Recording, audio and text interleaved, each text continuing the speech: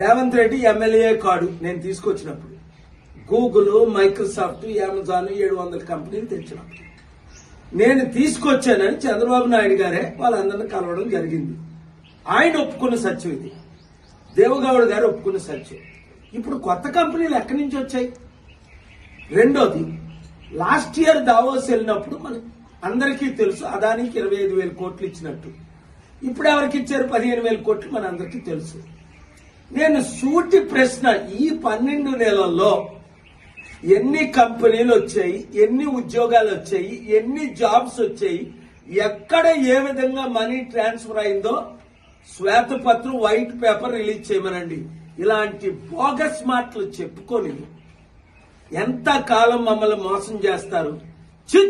చిత్తుగా 12,000 సర్పంచులను కాంగ్రెస్ తరఫుని ఎవరు నిలబెట్టినా వాళ్ళు ఓడించండి, ప్రజాశాంతి పార్టీని గెలిపించండి, ప్రజలను కాపాడుకుందాం.